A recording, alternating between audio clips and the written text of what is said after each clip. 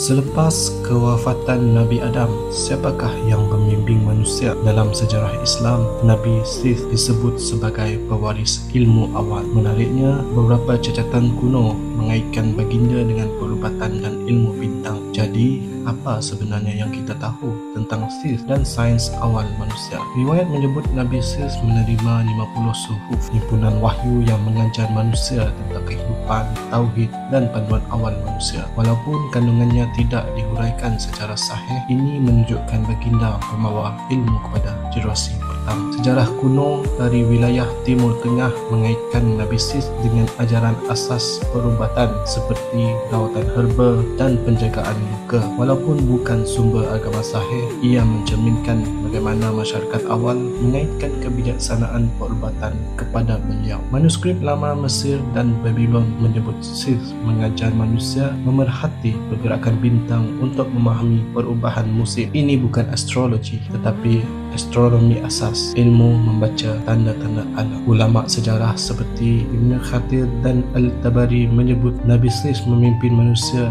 dalam asas tamadun, pertanian, pengurusan masa serta penggunaan alat. Ini menunjukkan baginda memainkan peranan penting dalam perkembangan awal sains kehidupan. Sains kini membuktikan bahawa manusia awal memang bergantung pada herba, membaca bintang dan menulis di kulit haiwan. Tradisi yang mengaitkan Nabi Sith dengan ilmu-ilmu ini seolah-olah menggambarkan kesinambungan antara wahyu dan perkembangan awal sains. Nabi Sith mungkin tidak disebut panjang dalam hadis sahih, tapi jejak sejarah dan tradisi kuno menempatkan baginda sebagai tokoh penting selepas Nabi Adam. Bagaimana menurut anda? Adakah Nabi-Nabi awal menjadi asas sains moden? Kongsikan pendapat anda dan jangan lupa subscribe untuk lebih banyak video seperti ini.